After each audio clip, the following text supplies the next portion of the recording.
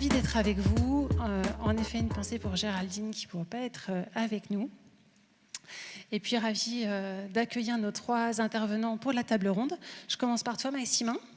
Maximin, tu es agriculteur à Lachy, depuis 26 ans, sur une surface de plus de 180 hectares. Tu produis des pommes de terre pour l'industrie, tu as également un méthaniseur, tu es également producteur d'électricité grâce au photovoltaïque. Maximin a également un centre équestre, tu fais du tourisme, bref, une grande diversification des activités. Tu as été président de la Chambre d'agriculture de la Marne, je regarde les dates parce que je ne les connais pas par cœur, de 2013 à 2019, au niveau régional de 2019 à 2025, et tu as été en charge du dossier recherche, développement, innovation pour la Chambre Agriculture France. Aujourd'hui, on te reçoit au titre de la présidence de Terra Solis, donc bienvenue. Pierre-François Chavannes, enchanté, bienvenue. Tu es agriculture bio, en grande culture et en semences du côté de Châlons-en-Champagne. Tu m'as précisé que tu avais 48 ans et 3 enfants. Et c'est important parce que dans ton parcours, ça dit quelque chose de toi. Aujourd'hui, tu occupes le poste d'administrateur dans différents échelons du bio dans la Marne, dans le Grand Est et aussi au niveau national. La particularité de ton parcours, c'est que tu as 10 ans d'expérience dans le conventionnel et également 10 ans d'expérience maintenant dans le bio, donc bien placé pour parler des deux. Et toi, tu n'as pas une formation agricole au départ, tu as fait Sciences Po, donc un profil aussi un peu atypique. Étienne Mignot, bienvenue, de la coopérative Vivesia. Tu es ingénieur en agriculture chez Vivesia depuis 7 ans, et aujourd'hui, tu es au centre du service innovation et agronomie. Tu conduis des travaux sur l'évolution des pratiques agricoles et tu travailles également à l'accompagnement des agriculteurs dans le contexte de changement et de transition. Avec les collègues, vous avez lancé un programme d'agriculture régénérative en 2023 et aujourd'hui, tu es dans le cadre de ces travaux le référent du cadre agronomique. Mais tu n'es pas que dans des bureaux puisque toi aussi, tu es agriculteur. Tu es installé depuis novembre 2025 sur la ferme familiale dans l'Aube. Plus de 100 hectares dans la polyculture avec diverses pratiques dont tu nous parleras peut-être également. Je commence avec toi, Pierre-François. Je vous ai à tous demandé un peu quels étaient les déclencheurs chez les shifters. Ça nous intéresse de faire shifter, comme notre nom l'indique. Et donc, qu'est-ce qui a déclenché chez toi le fait de questionner tes pratiques au niveau agricole ? Alors, comme on l'a dit tout à l'heure, il y a le temps long et le temps court. Le temps long, on s'en rend compte à travers des graphiques, etc. Le temps court, on s'en rend compte, nous paysans, de façon assez traumatique. Donc, moi, je me suis installé en 2011 et donc j'ai connu l'année 2016 qui m'a pas mal marqué avec toute cette pluie au mois de juin. Et on a découvert un truc, c'est le temps de chute de Hackberg. C'est une caractéristique technologique du blé qu'on ne connaissait même pas. Et puis cette année-là, il était très mauvais. On nous a dit, on ne peut pas faire de farine avec votre blé.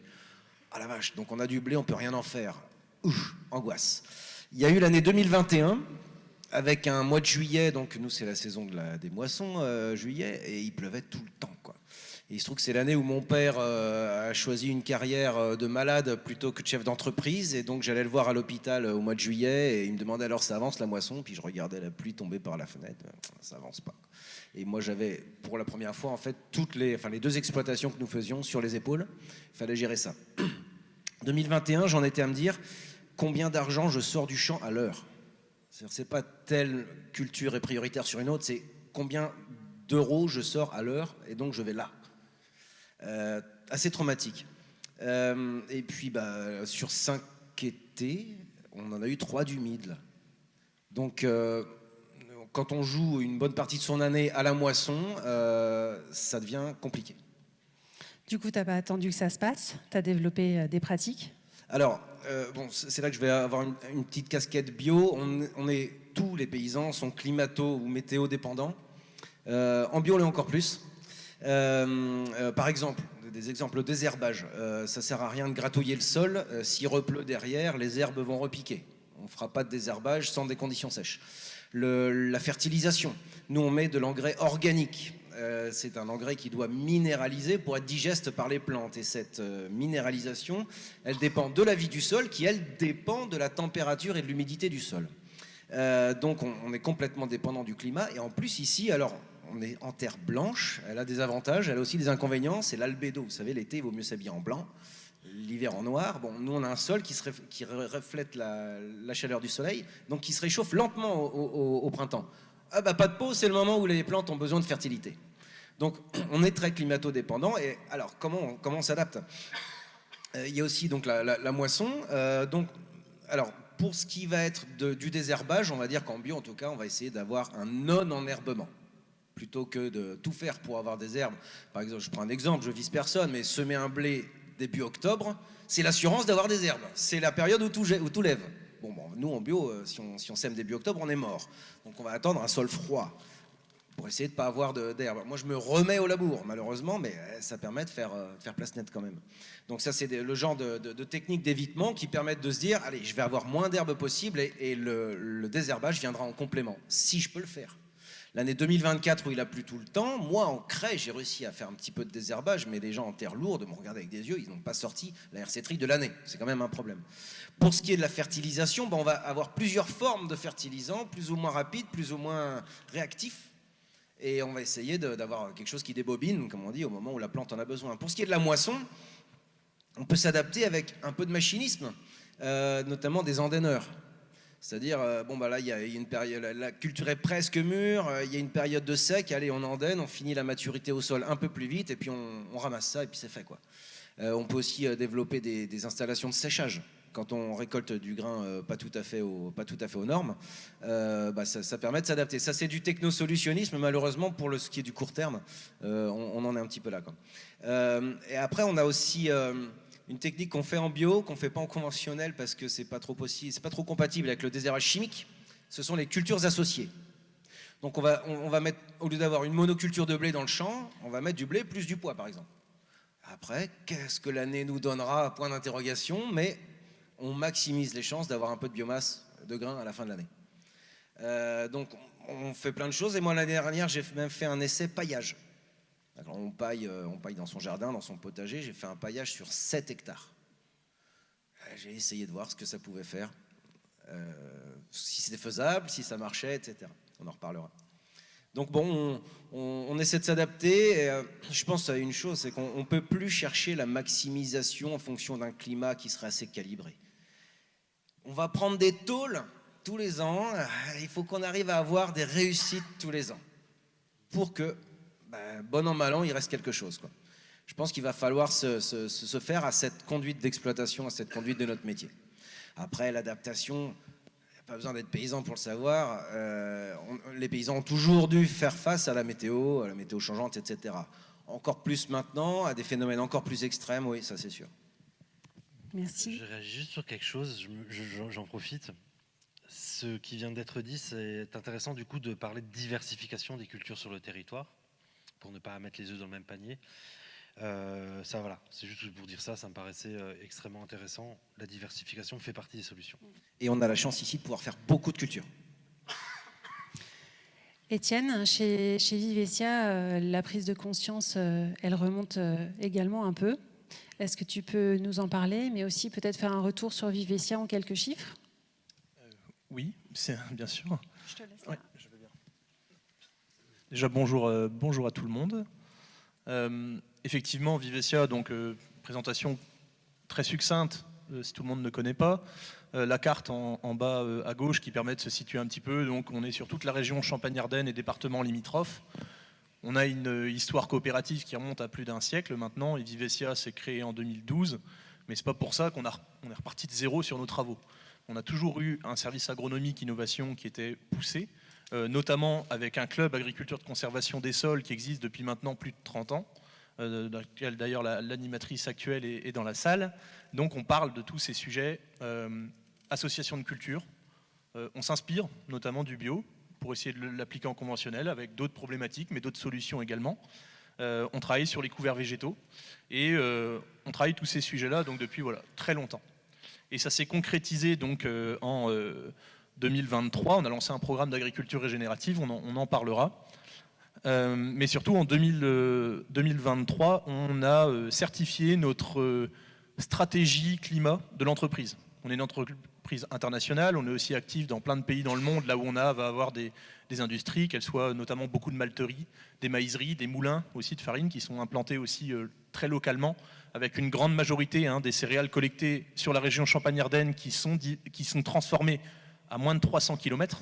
Donc 300 km, c'est à la fois beaucoup et pas beaucoup, mais en flux logistique, c'est pas tant que ça par rapport à d'autres pays. Et donc, on a inscrit une stratégie climat dans l'entreprise qui est certifiée SBTI, qui est de moins 29% à un horizon de temps d'ici 2030 sur une base 2021. Et ces travaux, ils se sont appuyés sur plusieurs choses. Ils ont été motivés aussi parce que ce qui a déjà été dit, donc je vais pas répéter, mais ça a été déjà très bien dit par la conférence et par le témoignage précédent, c'est les aléas, c'est les difficultés qu'on rencontrait de plus en plus fréquents. Donc il a fallu qu'on s'adapte. Et notamment, c'est passé par une étude climatique qui a été réalisée par Damien, qui est aussi présent dans la salle. On s'est intéressé en fait aux évolutions climatiques. Donc tout ce que Serge a détaillé, on va dire, à l'échelle française et européenne. Nous, on s'est dit, essayons de le regarder aussi sur ce qui nous concerne chez Vivessia, donc sur notre zone de chalandise. Et donc vous voyez la carte qui est affichée ici au milieu. On a divisé en fait notre territoire qui est déjà petit, pour faire de la climato, c'est tout petit comme territoire. Et on a essayé de nuancer ça en 20 zones pédoclimatiques pour essayer de regarder les zones déjà par rapport au sol, le contexte dans lequel on est implanté, les cultures qui sont possibles ou pas possibles. Quand il y a des cailloux, on ne peut pas faire de pommes de terre parce qu'on ne va pas les récolter. On ne va pas aller faire du tournesol dans des zones qui sont trop humides et où la récolte serait passée le mois d'octobre systématiquement. C'est trop dangereux, c'est trop limitant. Donc on a regardé cette étude-là qui a été faite et on a regardé, vous voyez, 18 cultures sur ces 20 zones. On a regardé 3 horizons de temps. Le climat historique qui a été fait sur des bases de 1990 jusqu'à 2020. Puis après on s'est projeté jusqu'à 2030, jusqu'à 2050 avec 2 scénarios du GIEC pour voir un petit peu les impacts que ça pourrait avoir sur nos capacités de production et finalement sur la durabilité des filières. Et là aussi on est arrivé un peu aux mêmes conclusions. On a besoin de diversification à l'échelle du territoire et des exploitations. Une exploitation, elle peut être spécialisée, c'est pas forcément problématique si elle l'aime et que son voisin peut avoir une activité peut-être complémentaire. Les difficultés qu'on a, c'est que dans la région, on s'est spécialisé et tout le monde, globalement, s'est spécialisé de la même façon. Ce qui a été très bénéfique pour créer des industries, mais qui aujourd'hui atteint un petit peu ses limites. Et donc voilà un petit peu d'autres points. Et donc par rapport à ça, on a essayé de mettre en place des stratégies, au-delà de ces mesures d'adaptation, d'atténuation qui ont déjà été largement expliquées par Serge pendant la conférence. On a essayé aussi de développer un programme local pour passer à l'action, parce que c'est bien de faire des constats, mais avant tout, essayer de faire changer les pratiques. Donc en 2023, on a lancé un programme qui s'appelle Transition. J'en le présenterai un petit peu plus tard dans cette table ronde, mais globalement qui s'intéresse à tous ces sujets et qui essaye, comme tu le disais alors, en anglais, mais à shifter, faire des changements dans les exploitations agricoles. Et donc lancé en 2023, c'était le premier programme de cette ampleur, il faut savoir le dire, c'est pas parce que Vivessia l'a fait, forcément on est fiers de l'avoir fait, mais c'est le premier programme de cette ampleur. On parle de 600 agriculteurs qui sont aujourd'hui dans la démarche, chez qui on a réussi à capter de la valeur, et c'est ce que je présenterai ensuite. Ce qui est bien, c'est qu'on a réussi à aller capter de la valeur ailleurs que juste les agriculteurs doivent financer leur changement de pratique. On allait capter de la valeur à l'aval, c'est-à-dire chez les clients, de première transformation, seconde transformation, voire troisième transformation, pour que chacun prenne sa part de responsabilité dans les changements de pratique. Et derrière, on arrive à reverser cet argent aux agriculteurs qui peuvent mettre en place des changements de pratique comme ont pu être listés. Plus de couverture des sols, avec des couverts courts, longs, en même temps que la culture. C'est aussi certains qui ont replanté des haies, même si ce n'est pas le levier qui a été le plus actionné jusqu'à présent. On est aussi au début, il faut un certain temps. On le parlait, le temps agricole, il reste quand même important et un frein. 2023-2026, ça fait que 2 campagnes. Donc c'est une réussite, mais on reste très humble sur notre capacité aussi à l'accompagner dans le temps, parce que c'est aussi ce qui ressortait de la présentation. Si on a un effet court terme, on réussira à contrer, mais finalement on se reposera la question dans 5 ans. L'objectif de transition, c'est d'adresser des questions et de trouver des réponses sur le long terme. Merci. Maximin, tu vas nous parler des déclencheurs pour toi, mais avant, j'aimerais que tu puisses dire quand même 2 mots sur le dispositif de TerraSolis que peut-être certaines personnes ne connaissent pas dans la salle. Très bien. Bonjour à tous. Alors, TerraSolis, c'est depuis 2014. En fait, c'était l'opportunité finalement de la cession de la base aérienne 112 qui a fait que le préfet à l'époque m'avait demandé, en tant que président de chambre d'agriculture, de réfléchir s'il n'y avait quand même pas un projet agricole à faire, puisqu'il y avait l'opportunité de réhabiliter 240 hectares de terres agricoles. Et en fait, ce qu'on a fait, c'est qu'on a réuni un comité scientifique pendant 1 an. Et le préfet avait mis 100 000 euros, la chambre d'agriculture avait mis 100 000 euros, puis avec 200 000 euros, on a fait une étude. Et on a réuni des scientifiques de renommée nationale et on leur a dit, au-delà de ce qui existe aujourd'hui, qu'est-ce qu'il faudrait comme ferme expérimentale pour être innovant en agriculture.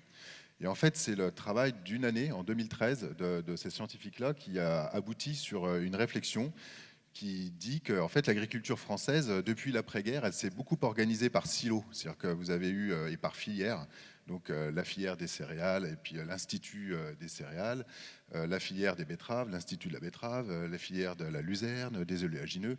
Et en fait, on a construit l'agriculture, mais beaucoup en silo et de façon très verticale finalement. Ce qui était très bien parce que finalement, c'est ce qui a permis de trouver des marchés et de s'organiser de façon à pouvoir produire et atteindre un marché. Seulement, la solution pour régler les problèmes, notamment climatiques, la réduction des phytos, les problématiques d'eau, etc., les conclusions de l'étude, c'est de dire finalement, c'est beaucoup par l'approche systémique qu'on peut trouver des solutions. Et il n'existe pas d'institut de l'approche systémique. C'est-à-dire qu'en fait, chaque filière est en plus ou moins concurrente les unes par rapport aux autres, parce que finalement, elles écrasent leur charge avec les volumes. Donc, quelque part, on est tous un peu concurrents sur la biomasse quand on a organisé les filières. Mais lui, l'agriculteur, il n'est pas... c'est à lui à décider finalement qu'est-ce qu'il va faire sur son exploitation. Et les solutions pour justement répondre aux attentes sociétales passent beaucoup par l'approche systémique. Mais personne n'en a fait vraiment un métier, une science, de dire finalement, qu'est-ce qu'il vaut mieux faire. Parce que parfois, pour être bon sur les gaz à effet de serre, on est parfois moins bon sur le bio, par exemple, ou inversement. Du coup, nous, on n'a pas fait de cahier des charges. On essaye de trouver de l'innovation pour finalement tous les cahiers des charges, pour le bio, pour le conventionnel, pour tout le monde. Donc, on ne veut pas s'interdire finalement de solutions. Donc ça, c'est TerraSolis. Et en fait, on s'est rendu compte avec les travaux de TerraSolis que l'agriculture, c'est avant tout un bilan énergétique. C'est-à-dire que sur la planète, finalement, rien ne se crée, tout se transforme, tout est là, la planète, elle est finie. Et donc, à un moment donné, de l'engrais, que ce soit du phosphore, de la potasse, etc., il n'y en aura plus, quoi. C'est-à-dire que si on gaspille, si on ne crée pas une économie circulaire, finalement, à un moment donné, c'est quoi l'avenir de la durabilité de l'agriculture? Donc ça, c'est des vraies questions qu'on se pose. Et du coup, on s'est fixé malgré tout un focus sur les fameux gaz à effet de serre, parce que en 2013, c'était vraiment pas du tout à la mode. Et quand je suis revenu auprès de la Chambre d'agriculture de dire on va faire une ferme expérimentale pour aider les agriculteurs et les territoires à atteindre la neutralité carbone, tout le monde m'a pris pour un fou, parce qu'en 2013, personne n'en parlait. Mais on a réussi à convaincre. On a réussi à convaincre l'ensemble des acteurs de la région pour se mettre autour de la table et finalement réfléchir ensemble comment est-ce qu'on pouvait accompagner finalement l'agriculture et les territoires pour atteindre cette neutralité carbone. Et assez rapidement, dans les travaux qu'on a réalisés, on s'est rendu compte que l'agriculture, c'était vraiment un bilan énergétique. C'est-à-dire qu'en gros, il faut 500 équivalents litres de fioul pour faire 10 tonnes de blé. 10 tonnes de blé, c'est 4500 équivalents litres de fioul. Okay, et sur les 500 équivalents litres de fioul qu'il faut pour produire les 10 tonnes de blé, c'est toute l'énergie comprise. C'est-à-dire celle pour faire les engrais, pour faire les phytos, pour transporter le blé jusqu'à la coopérative, pour créer le tracteur, le GNR qu'on met dans le tracteur. C'est toute l'énergie qu'il faut. Tout ça, c'est de l'énergie à un moment donné. D'ailleurs, Jean Covici a tous ces tableaux qui sont très explicites sur cette partie-là. Sur les 500 équivalents litres de fioul, il y en a 200. C'est l'énergie, le gaz naturel, le gaz fossile qu'il faut pour produire l'azote minéral. Ça veut dire que si vous voulez réduire de 40% les gaz à effet de serre de l'agriculture, le sujet, il est azote. Donc ça veut dire qu'il n'y a pas de vie sans azote, il n'y a pas de vie sans eau, il n'y a pas de vie sans oxygène. C'est-à-dire qu'à un moment donné, tout ce que vous mangez, pour vous, il vous faut de l'énergie. C'est-à-dire que vous mangez, c'est parce qu'il vous faut de l'énergie. Cette énergie-là, à un moment donné, il faut de l'azote pour produire cette énergie. Donc le sujet, il est essentiellement azote. Donc si on veut réduire nos gaz à effet de serre de 25%, comme c'est l'objectif qui est fixé dans le cadre de l'Europe, enfin du GIEC, des accords de Paris, tout à fait, on s'est imaginé tout un tas de réflexions pour trouver cette solution. Alors, les solutions, elles sont beaucoup sur l'approche systémique, justement. Donc, le choix des cultures, le choix des espèces, les couverts permanents, le choix des variétés, le choix de... on a... Comment ? Des légumineuses, évidemment des légumineuses. Et je veux dire, ça, on en parle depuis combien de temps des protéagineux, des plants protéines en France, où à un moment donné, on est resté sur les accords géopolitiques, hein, où en France et en Europe, on nous laissait produire du blé et puis les protéines en Amérique. Tous les plans protéines ont échoué. Enfin, je veux dire, c'est un truc de fou, quoi. On a quand même du mal à arriver là-dessus. Alors que si on veut réduire à un moment donné ces gaz à effet de serre, alors il y a cette approche systémique. Et je voudrais rassurer tout le monde, c'est-à-dire que nous, dans nos régions, il n'y a pas de monoculture, en fait. Hein. Nous, notre histoire ici, c'est d'avoir 6, 7, 8, 9 cultures sur nos exploitations. C'est-à-dire que tous ceux qui disent « ouais, mais c'est la faute de la monoculture », non, aujourd'hui, les solutions qu'on doit trouver, alors c'est d'amplifier le fait d'avoir ces multicultures, mais il faut réfléchir cette approche systémique de façon à trouver les solutions pour baisser nos IFT, pour baisser nos gaz à effet de serre, pour continuer à produire, mais produire avec quelle énergie ? Parce que finalement, en France, il n'y a pas d'usine pour produire l'azote. C'est-à-dire qu'on vous parle tous les jours de souveraineté alimentaire, mais au final, d'où vient l'azote ? Et si on veut diminuer l'élevage, comme on nous le dit, parce que l'élevage a aussi une responsabilité dans les gaz à effet de serre, c'est-à-dire qu'on va nous dire qu'il faut faire moins d'élevage, et on ne veut pas faire d'usine d'azote chez nous, et on vous parle de souveraineté alimentaire. Donc vous voyez, l'équation, elle est très complexe. Et donc, TerraSolis est fait pour réfléchir sur cette équation complexe, pour trouver des solutions. Et je voudrais dire un mot, malgré tout, enfin un mot très important, parce que moi, le déclencheur sur mon exploitation, qui m'a vraiment alerté, qui m'a fait m'engager, c'est la baisse de la matière organique.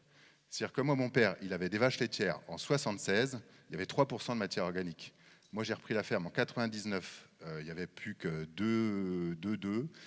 Aujourd'hui, je suis à 1,5, parce que je fais aussi des pommes de terre sur l'exploitation. Ça veut dire que quoi qu'il arrive sur mon exploitation, si je ne change pas mes méthodes et mes pratiques, je suis mort. Et la meilleure chose pour répondre aux excès du climat, que ce soit la rétention en eau ou quand il fait très chaud, c'est une bonne matière organique. Donc, quoi qu'il en coûte, quelque part, pour reprendre des propos qui ne sont pas le mien. Attention, c'est glissant. C'est glissant. Mais ce que je veux dire, c'est que le défi qui est le nôtre, c'est de trouver des solutions sur l'azote, sur cette autonomie, et c'est essayer de relever notre matière organique pour être aussi résilient par rapport à l'adaptation au climat. Et je vous donnerai quelques idées de solutions après. Merci. Étienne, on entend que le constat, tout le monde l'a fait et il est clair. Du coup, transition, le programme est en cours. Est-ce que tu peux nous expliciter un peu ce qui fonctionne aujourd'hui ? Qu'est-ce qu'on peut déjà regarder de positif ? Effectivement, c'est une façon de faire. C'est pas forcément la seule, même si jusqu'à présent, elle est plutôt une grande réussite. Donc Transition, c'est un programme qu'on a lancé en 2023, je l'évoquais tout à l'heure, progressivement. 124 agriculteurs, 184, le nombre d'agriculteurs, c'est un chiffre, c'est important, mais derrière, c'est le nombre d'hectares et le nombre de tonnes. Parce que c'est ça qui est payé à la fin par quelqu'un. En l'occurrence, par des clients, on va en parler. En 2024, on a réussi à augmenter, on est monté à 410 agriculteurs au total, et là, donc, on a signé en 2025 pour la récolte 2026 qui arrive, donc quasiment 600 agriculteurs, ce qui fait quand même 100 000 hectares. Donc 100 000 hectares sur lesquels on a la prétention de dire que les agriculteurs, ils vont avoir une approche justement systémique, parce qu'on a tous identifié ce point-là. Il faut arrêter de regarder culture par culture. Parce que sinon, on prend un cahier des charges en blé, on prend un cahier des charges en colza, un cahier des charges en pois, un cahier des charges en betterave, un cahier des charges en luzerne, et il n'y a rien qui communique, il y a des antagonismes même parfois d'un cahier des charges à l'autre.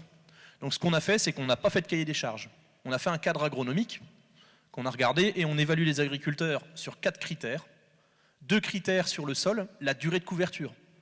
Donc la durée de couverture du sol, forcément, ça parle.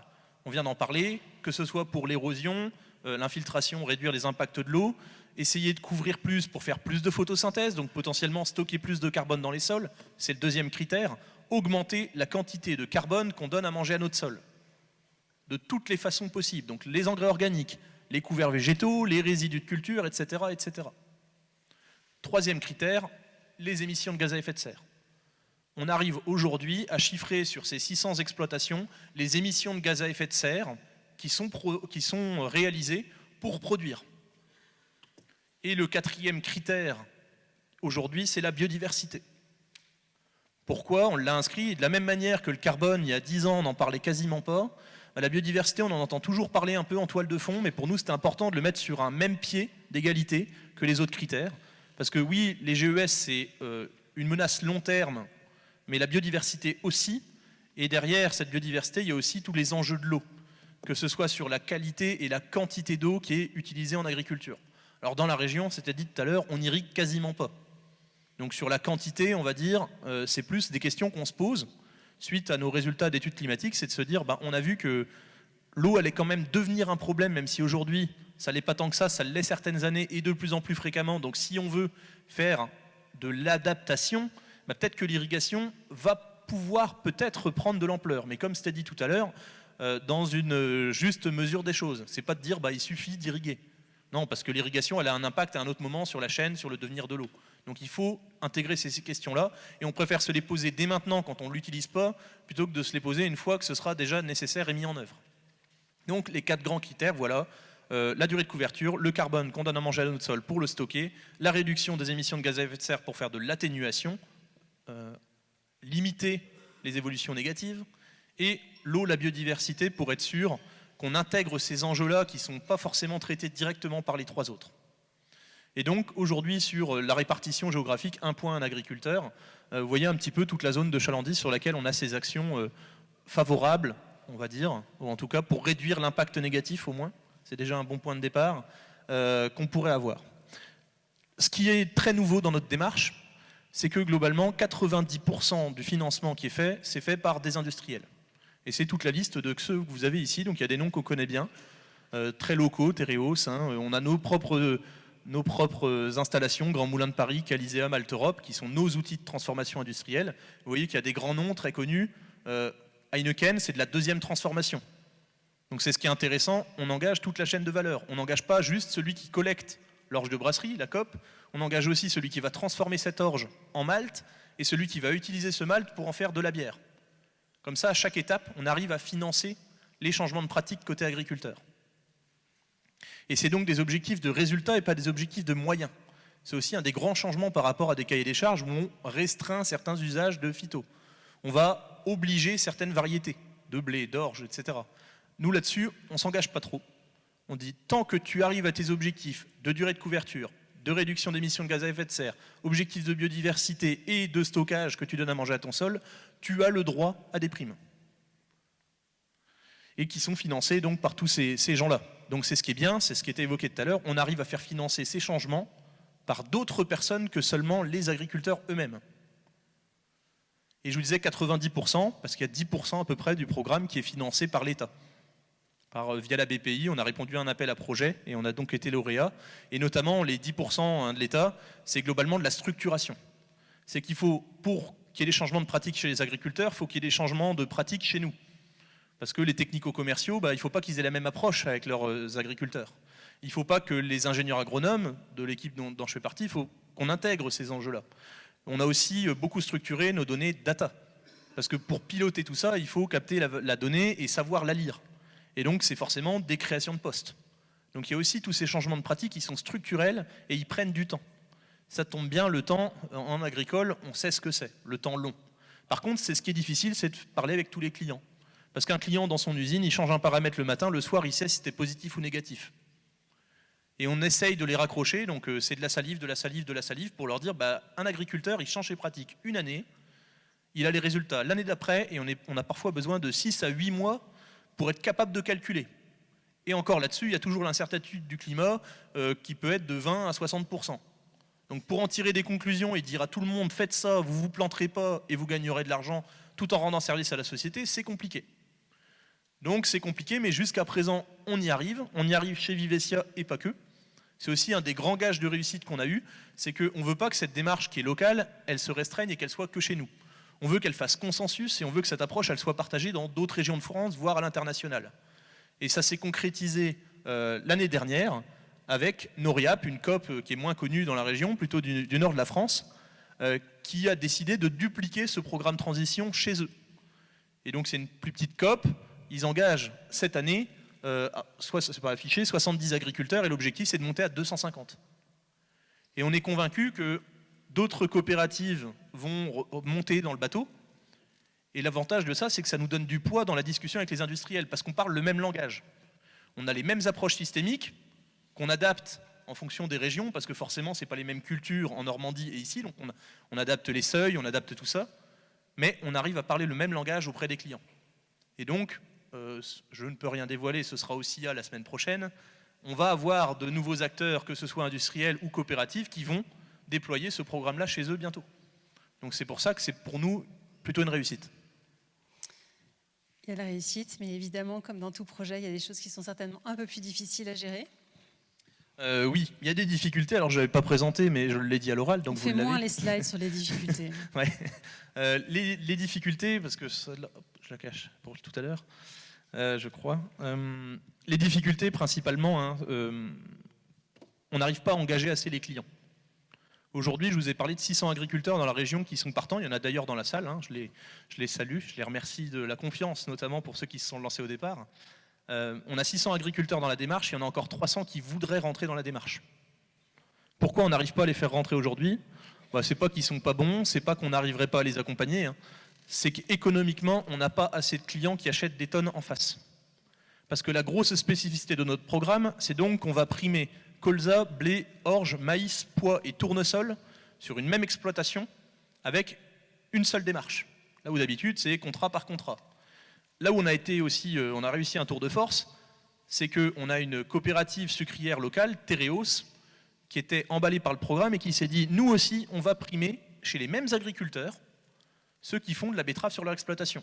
Ce qui nous permet de mesurer en fait l'impact de toutes les cultures. On ne mesure pas que ces 6-là plus la betterave. On regarde toutes les cultures, l'impact qu'elles ont. Et derrière, si le score est bon à l'échelle de l'exploitation, vous avez des primes sur toutes ces cultures qu'on arrive à couvrir et à avoir des clients en face qui achètent des tonnes. Et en fait, ils achètent une tonne, par exemple, de blé avec les facteurs d'émission, donc les émissions de gaz à effet de serre associées à cette tonne et l'impact, biodiversité, etc., qui est aussi affecté. C'est comme ça qu'on arrive à créer de la valeur. Mais aujourd'hui, comme je le disais, on n'a pas assez de clients qui s'engagent et qui sont prêts à payer cette valeur, parce que ces clients-là, derrière, il faut qu'ils la répercutent derrière sur la chaîne de valeur. Tout le monde veut prendre sa part, mais ce n'est pas évident. Donc on a ces gros freins-là, mais une chose est certaine, ce ne sont pas des freins côté agriculteurs. Les agriculteurs sont prêts à changer leurs pratiques et ils le font. Seulement, comme ça a été dit, c'est des coûts qui sont importants et qu'il faut donc réussir à accompagner. Et donc la petite diapo, pour redonner le sourire sur la fin, quelques grands chiffres. Et le chiffre qui interpelle tout de suite, c'est 6 millions d'euros. On a réussi à reverser, donc les 600, pas encore, c'était que les 420 de l'année dernière. On a déjà réussi à reverser plus de 6 millions d'euros grâce à ces changements de pratiques. Et donc, affaire à suivre, vous voyez plein de chiffres sur le nombre de tonnes, le nombre de personnes qui ont été formées, le nombre de sessions de formation qui ont été animées sur plein de sujets au sein de la coopérative. Merci. Maximin, tu nous parlais d'Azote. Qu'est-ce que tu as pu développer? Qu'est-ce qui fonctionne? Qu'est-ce qui te donne envie? Qu'est-ce qui te motive dans ce parcours? Alors, l'idée, c'est de cumuler matière organique et azote, quoi. C'est-à-dire qu'en fait, moi, je ne sépare pas un peu les deux sujets. Bon, on le sait, la matière organique, c'est un rapport C sur N, carbone sur azote. Et l'idée, moi, je considère que l'agriculture peut avoir un avenir s'il y a d'abord une durabilité du sol. Et je pense que ça, c'est pas négociable. C'est-à-dire qu'à un moment donné, c'est comment on fait pour améliorer nos sols. Et moi, je voudrais quand même rassurer tout à chacun, c'est que les choses, elles ne sont pas condamnées, elles ne sont pas irréversibles. Et là, des constats que j'ai pu faire avec les groupes de travail, parce que je produis aussi 30 hectares de pommes de terre pour Maiken, pour Matou, pour les frites. Et je fais partie d'un groupe agriculture de régénération. Et en fait, j'étais en formation dans le Nord la semaine dernière. Et dans le groupe, avec l'évolution de nos pratiques, on arrive à vraiment avoir une vraie évolution de la matière organique. Et quelque part, la prime, elle est sur 5 ans. Donc au début, vous êtes apprenti. Après, au fur et à mesure des années, vous êtes confirmé. Et puis après, au bout des 5-6 ans, vous êtes expert. Alors, vous êtes il y a des fois, vous n'allez pas forcément arriver jusqu'au bout, si vous y arrivez ou pas, mais vous êtes expert quand... alors, il y a des analyses de sol qui sont géoréférencées, hein, c'est-à-dire que c'est vraiment précis, et donc on fait vraiment une évolution de la matière organique, et là, on constate vraiment une amélioration, quoi, mais grâce à des pratiques toutes simples, enfin, toutes simples, non, je ne devrais pas dire ça, plutôt complexes, mais... Mais une fois qu'on les a intégrées, qu'on les a comprises, elles nous paraissent simples en fait. Quand vous n'êtes pas dedans, vous se dites c'est quoi ce monde-là. Puis une fois qu'on se met dedans, c'est tellement passionnant que en fait, c'est là que l'agriculture a tout son sens. C'est-à-dire qu'il faut vraiment remettre les genoux au sol, quoi, quelque part, et puis revivre sa passion d'agriculteur qui est vraiment ça. Et donc, voilà, il y a une capacité à évoluer. J'ai des amis qui sont en Haute-Marne. Vous savez, la Haute-Marne, il y a 35 ans, on a beaucoup renversé les prairies, on a beaucoup labouré de prairies. Et en fait, au début, il y avait des bons rendements. Et puis, d'année en année, les rendements ont baissé parce qu'on a tiré sur la matière organique. Et puis aujourd'hui, les rendements sont très faibles, en fait, dans certains secteurs, à cause de ça.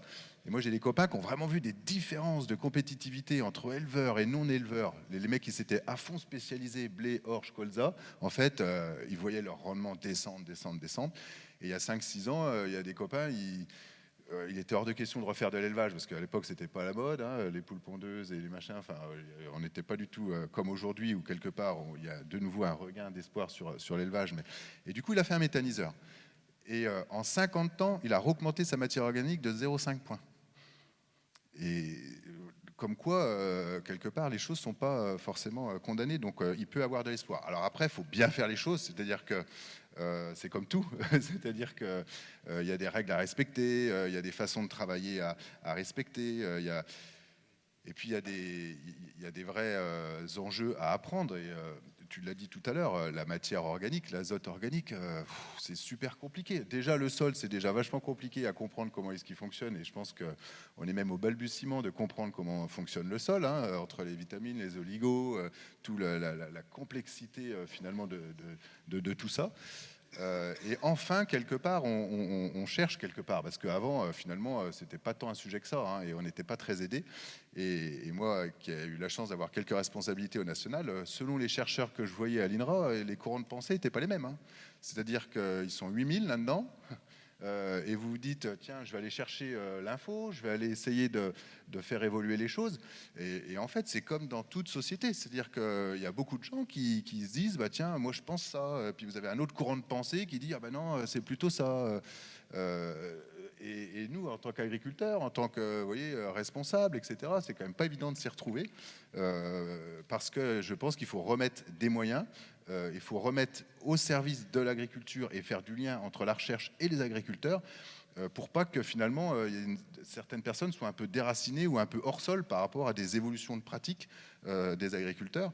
Et moi, j'essaye à travers TerraSolis, à travers les responsabilités que j'ai pu prendre, d'essayer de faire ce lien finalement entre ce que nous, on a besoin en tant qu'agriculteurs, de compréhension, faire remonter les évolutions de nos pratiques aussi, parce qu'il y a énormément de gens dans la recherche et le développement qui n'ont pas du tout conscience finalement de tout le travail qui a été fait par les agriculteurs.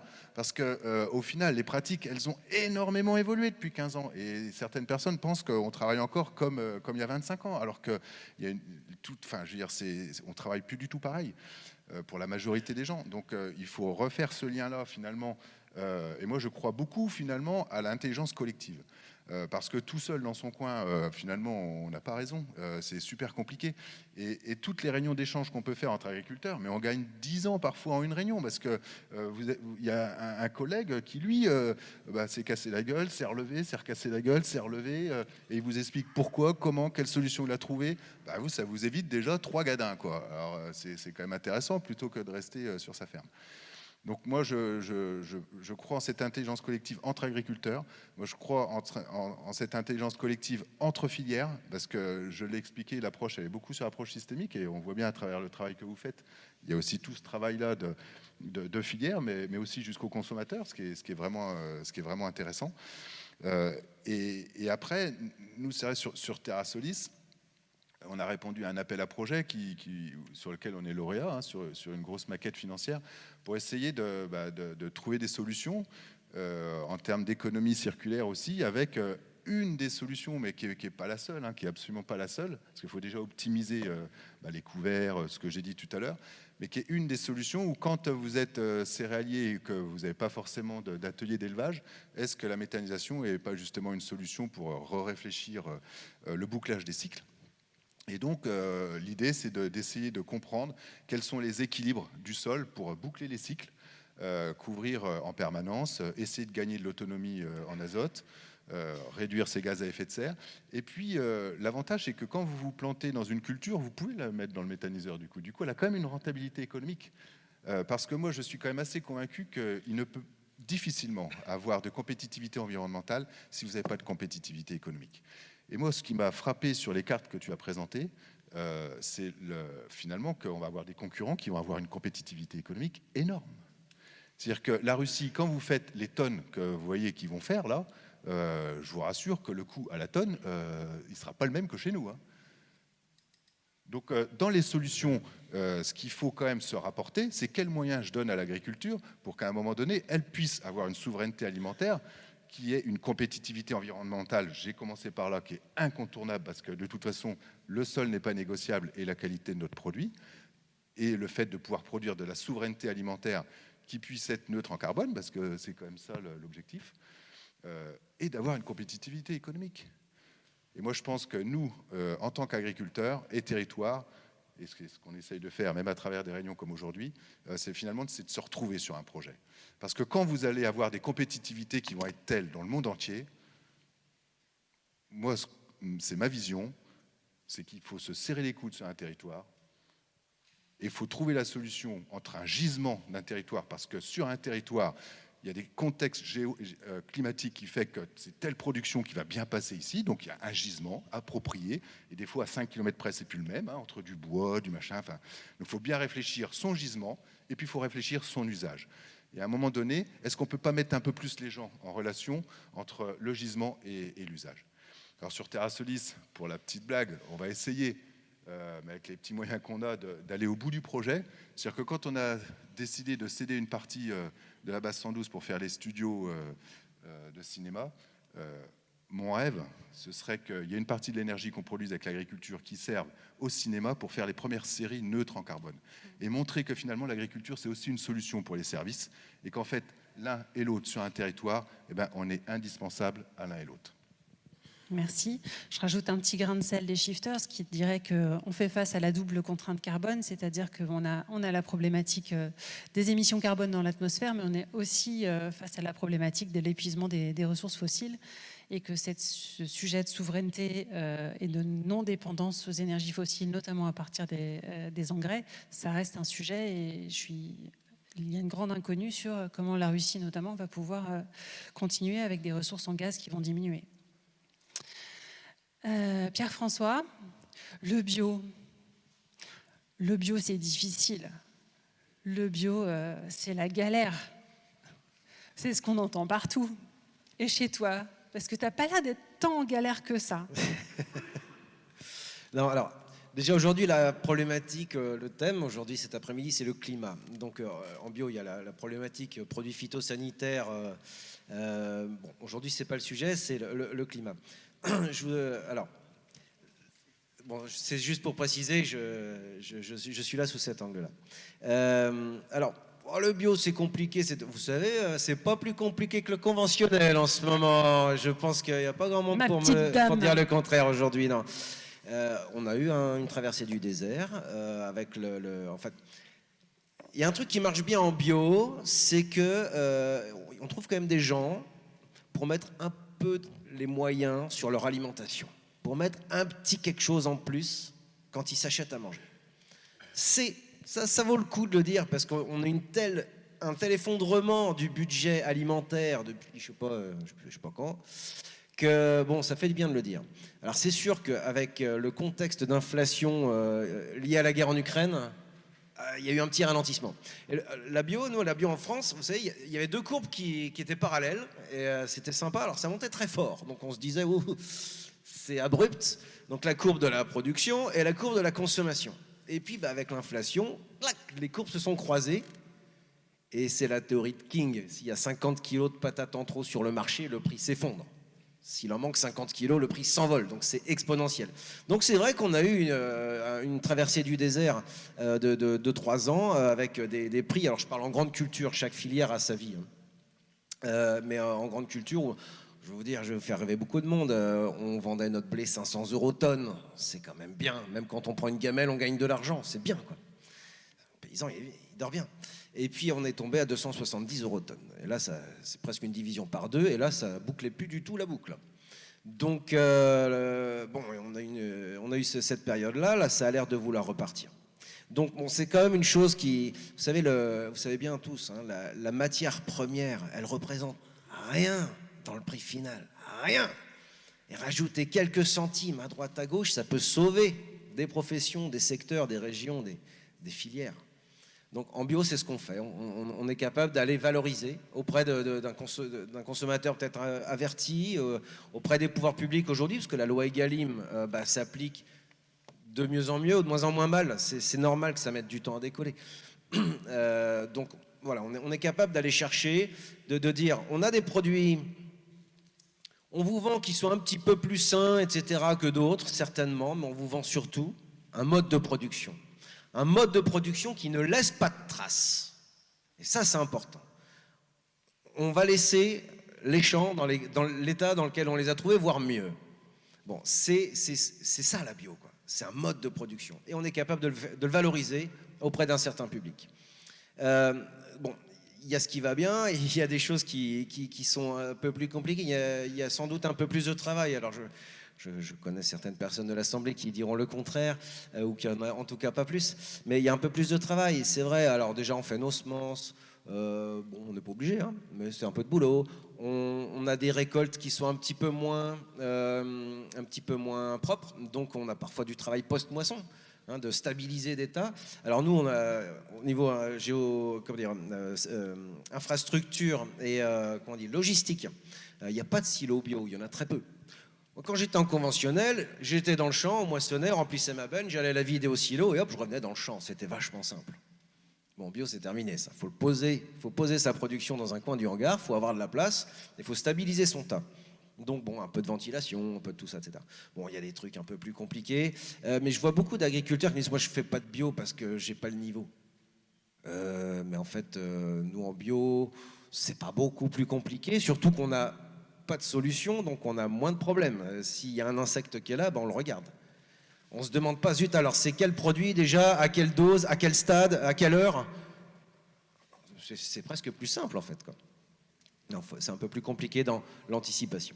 Alors, en quoi la bio, elle est pas mal au niveau climatique? Alors moi, je suis pas chez Transition, parce qu'au début, ils prenaient pas les bio, il fallait qu'ils se fassent la main sur le tout venant avant d'aller voir les zigotos que nous sommes. J'en sais rien. En tout cas, je suis dans un autre programme carbone. Alors, ils ont l'algorithme qu'ils ont. Je suis chez Sol Capital, pour ne pas les nommer. Et ils me trouvent du stockage de carbone. Il y a deux profils. Il y a les émetteurs nets de carbone et les stockeurs nets de carbone. Et moi, je suis stockeur de carbone. Alors, je ne prends pas pour autant l'avion, mais je pourrais. Et je stocke du carbone pour ceux qui ont envie de partir un peu loin. Cette année, on a fait tourner la machine avec les données de 2025. Je suis à 1,37 tonne de carbone stocké hectare. Ça vaut ce que ça vaut, j'en sais rien. Et moi, ce qui m'étonnera toujours, c'est qu'on ne tient pas compte de la production agricole dans le stockage de carbone. Moi, quand j'ai mon stock de blé dans le hangar et que certaines années, le stock de blé, personne ne veut me le prendre, je le vois bien, le stockage de carbone. Mais ça, on n'en tient pas compte dans l'algorithme. Bon, ils n'ont toujours pas réussi à m'expliquer pourquoi. Dans le gros poste carbone d'une exploitation agricole, c'est l'engrais azoté. Parce que la fabrication de l'engrais de synthèse, l'azote de synthèse, c'est une horreur en termes de consommation de carbone, d'énergie fossile. Donc à partir du moment où on utilise une autre forme d'azote, déjà ça va mieux. Déjà, ça va mieux. Et on utilise que des matières organiques. Alors, c'est très fugace, la matière organique. Il y a une petite partie, plus ou moins grande, qui est stable. Mais l'essentiel va être digéré, respiré, éructé, flatulé, et ça va repartir. Ça vient, tout ça. Mais quand même, quand on met du fumier, des fientes, des bouchons de viande, vous savez ce qu'on appelait les farines animales, qu'on a décidé de plus donner aux vaches, ça fait un très bon engrais en bio. Donc bon, on fait un petit peu de stockage de carbone. On produit beaucoup moins de biomasse. Et c'est vrai que le stockage de carbone, on stockera du carbone si on est capable d'en puiser dans l'atmosphère. Et donc, plus on produit de biomasse, plus on a une chance de séquestrer du carbone. En bio, on produit quand même un peu moins de biomasse. Bon, on va s'améliorer. Mais ce qui est bien, c'est qu'on ne ravache pas la biomasse qu'on a sous les pieds en lui mettant des doses déraisonnables d'engrais minéral. Vous savez, quand on apporte 300 unités de potasse à l'hectare, c'est comme quand on renverse la salière dans l'assiette de frites. C'est énorme comme dose. L'azote minéral, c'est quand même quelque chose qui va ramener la matière organique du sol, etc. Et puis, la vie du sol, on ne met pas d'herbicides, on ne met pas de fongicides, on ne met pas d'insecticides, on arrête de trucider tout le monde. Et donc, on a un stockage de carbone sous forme vivante, en fait, quoi, sous les pieds. Donc, bon, alors c'est vrai que les vers de terre font des saltos quand même quand on travaille nos sols. Mais bon, comme on a des sols ici qui sont plutôt riches en bactéries, les bactéries labourent faire des saltos, des triples de loots piqués, c'est pas grave. Regardez le patin hier soir. Elle, c'est du quotidien, enfin pas du quotidien, mais tous les ans c'est comme ça.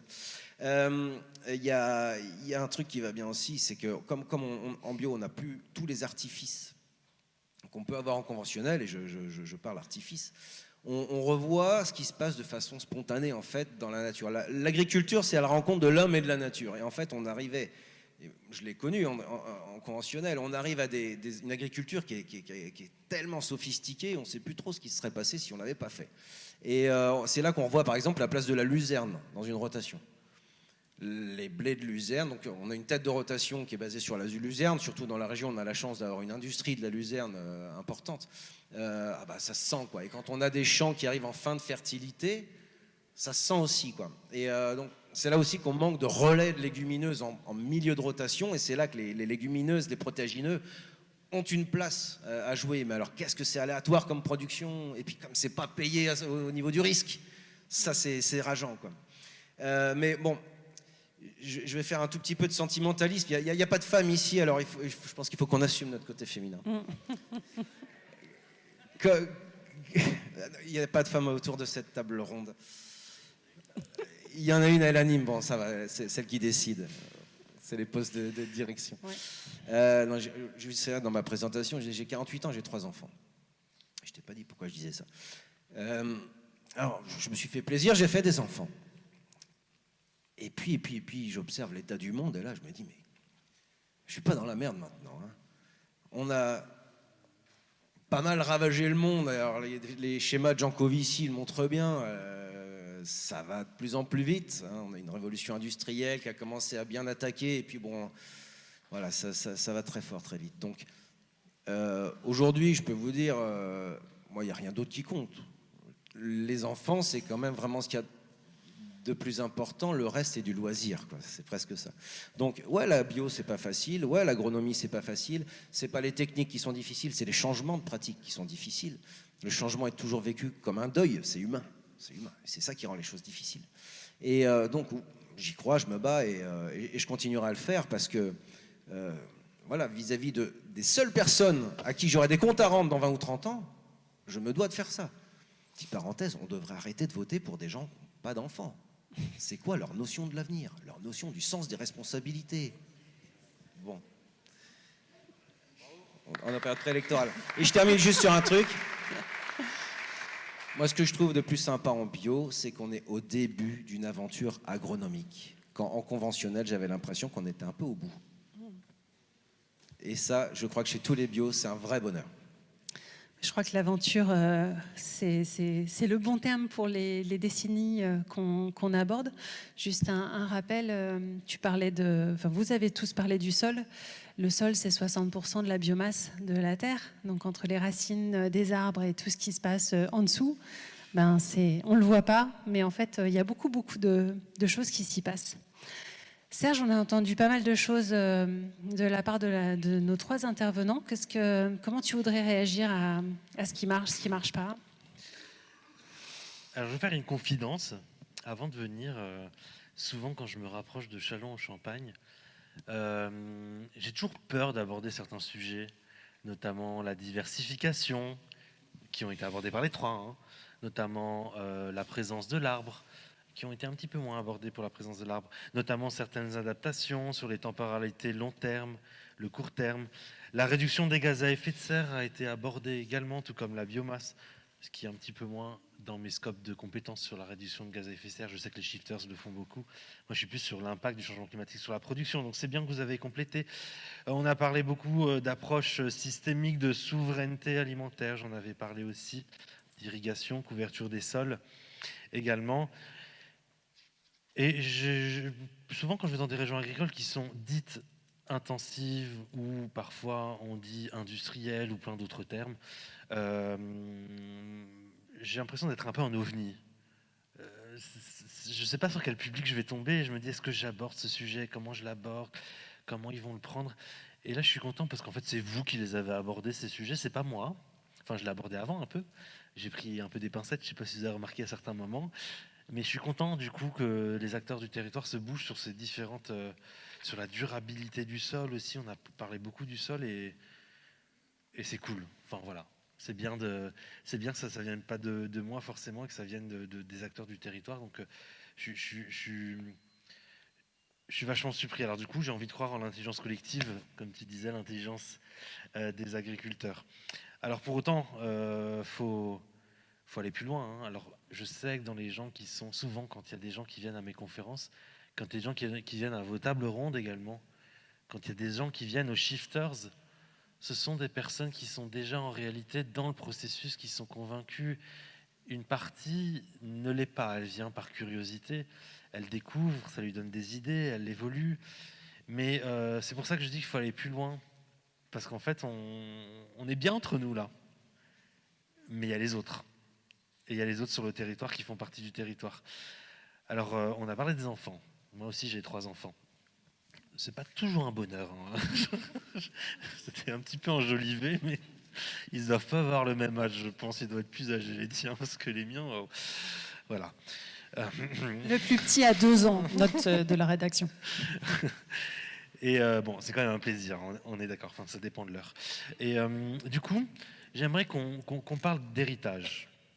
J'ai pas d'héritage des fermes, des bâtiments, des terres. Parce qu'on parle beaucoup du climat. Le climat comme héritage des gaz à effet de serre, ce qu'ont fait nos parents, nos grands-parents, toutes les conneries qu'on a fait, qu'on savait peut-être pas à l'époque. Hein. Mais on nous donne un héritage à nous qui est un peu lourd et on essaye de ne pas le donner aussi à nos enfants qui sont un peu moins lourds. Ça, c'est le climat. Dans cet héritage, on oublie souvent les santé des écosystèmes, le sol, le carbone du sol et l'arbre. En fait, notre héritage, c'est pas juste l'air, c'est tout ce qui nous entoure et les filières qui accompagnent. Aussi, c'est la puissance de ces filières et la structuration économique agricole.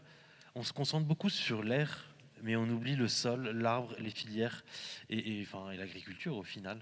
Donc moi, je considère que le carbone du sol et la vie du sol, la présence des arbres aussi, le carbone que contiennent ces arbres, si vous voulez, est tout aussi importante que la réduction des émissions de gaz à effet de serre qu'on donne en héritage à nos enfants. Voilà, donc je suis content que tu aies fini par cette touche un petit peu héritage enfant. Ça me permet de rebondir, moi, sur l'héritage qu'on donne de la santé de nos écosystèmes non agricoles et agricoles, en plus du climat. Il ne faut pas que le climat masque tout et que seulement que ce soit que des trucs de gaz à effet de serre. Voilà, donc je crois en l'intelligence collective comme ce qui a été dit et je crois surtout en votre intelligence d'aller parler aux autres personnes qui ne sont pas présentes dans cette salle pour pouvoir continuer ces débats que je trouve vachement riches et je suis étonné qu'on aille aussi loin dans ces réflexions ici où je pensais que c'était colza, betterave, tournesol, pommes de terre et blé. Et après, le reste, c'est de l'ovni, quoi. Voilà. Donc voilà, je suis content. On va continuer. C'est bien, si en plus tu repars content. Je repars content. Deuxième et je cadeau. repars encore plus content s'il y aura encore plus d'agriculteurs qui viendront à ce type de conférence dans l'avenir. Voilà. Donc je Tu laisse reviens, la on parole fait 1000 personnes. Et qu'on change encore dans un champ encore. Cette fois-ci, on le fera à l'extérieur, dans un Ouais, champ vivant ouais, avec des papillons et des oiseaux. Voilà. Super. Maximin, ma question, elle sera la même pour tous les 3. On a beaucoup parlé de systémie et en effet, on est bien conscient aujourd'hui que finalement le sujet ne peut plus être traité de manière individuelle et qu'il va falloir qu'on puisse travailler ensemble, mieux collaborer. Pour toi, c'est quoi les verrous systémiques ou en tout cas les freins qu'il faudrait lever pour aller encore plus loin, encore plus fort, parce qu'on l'a vu, il y a encore pas mal de choses à faire. Oui, alors le chemin de l'avenir, je pense, il faut vraiment croire en l'avenir d'abord, parce que moi j'en ai 4 des enfants. Qui dit mieux? Pour l'anecdote. Macron, il serait content avec la régénération, comme il dirait, de la société française. Non, mais simplement, voilà, c'est vrai qu'on est quand même dans une société qui est difficile, où avec les médias et l'augmentation, enfin, on crée quand même une société anxiogène, et moi ça me dérange quand même beaucoup, dans le sens où à un moment donné, il faut quand même qu'on puisse avoir quelques pistes de progrès et d'avenir, parce que quand on se lève le matin, il n'y a rien de tel quand même que quand on se projette et quand on a le sourire et qu'on donne du sens en fait à ce qu'on fait. Donc moi je suis quand même beaucoup attaché au sens. Sans sens en fait on a peu d'énergie à l'action. Par contre quand on donne du sens à l'action, là on est très très fort. Et pour ça, il faut faire les bons constats, faut faire les bonnes collaborations, et c'est finalement ce qui peut nous permettre de trouver les solutions. Donc nous, sur les pistes d'avenir, c'est ce que je vous disais un petit peu tout à l'heure, c'est que moi, quand je vois l'évolution que je peux avoir, alors que je ne pensais pas que j'arriverais à changer les choses comme ça, bah, finalement, c'est quand même encourageant, quoi, parce que tu te dis... je vais quand même pouvoir changer quand même pas mal de choses. Donc moi, mon idée, c'est quand même d'essayer de renforcer tout ce qu'on essaye de faire avec TerraSolis, c'est-à-dire qu'à l'avenir, d'essayer de confronter les gens, d'essayer que les gens s'y rencontrent, qu'on puisse finalement faire de cette région. Parce que cette région, pourquoi elle a ce dynamisme-là? C'est aussi parce qu'elle était loin des ports, et que nous, il a tout le temps fallu qu'on se débrouille ici. Et en fait, la facilité des ports a fait qu'il y a bien d'autres régions en France qui finalement se sont moins structurées comme nous autour de la coopération, autour du mutualisme, parce que finalement, il y avait la facilité du débouché. Donc, ils ont eu une façon un peu plus individualiste de gérer leur métier d'agriculteur. Nous, ici, il a quand même fallu tout le temps se débrouiller. Il y a eu les grandes guerres, et quelque part, il a fallu trouver aussi un débouché à nos matières, et que les agriculteurs s'organisent. Donc, quelque part, on a ce gène du travailler ensemble et de trouver des solutions à travers les outils, à travers la coopération et à travers la coopération des agriculteurs entre eux. Alors après, il faut peut-être y donner un nouvel élan, il faut peut-être voir les choses différemment. D'ailleurs, Transition est là aussi pour donner des éléments nouveaux. Nous, en tout cas, dans notre part du travail avec TerraSolis, on est lauréat à un appel à projet où on va tester aussi quelques technologies, dont une qui est la plasmalyse. Et en fait, la plasmalyse, il y a une partie du CH4, en fait, quand il y a de la fermentation, donc c'est du CH4. Et l'idée, c'est de passer ce CH4-là dans un micro-ondes, dans un espèce de micro-ondes, ce qu'on appelle la plasmalyse. Et l'onde, en fait, elle casse la molécule de CH4. Du coup, du H4, ça fait 2H2, donc ça fait de l'hydrogène. Et vous séparez aussi la molécule de carbone, qui est un carbone noir, un carbone pur, sous forme de poudre. Et donc, on va essayer de tester, si on va au bout de notre projet, de faire une partie du CH4, admettons 20% d'un méthaniseur, que vous passez en plasmalyse, vous récupérez ce carbone noir-là, que vous mélangez au digestat du méthaniseur, et comme ça, vous pouvez recarboner vos sols, parce que mélanger avec une certaine proportion de matière organique à travers le digestat, en fait, vous rendez le carbone stable, et vous le rendez surtout assimilable au sol, pour qu'il soit bloqué dans le sol. Donc ça, c'est une technique qui est potentiellement... Alors, ça marche un peu avec du biochar, notamment, ils ont réussi à relever des pH en Amérique du Sud, dans des terres qui étaient fort déstabilisées en pH avec ces techniques-là.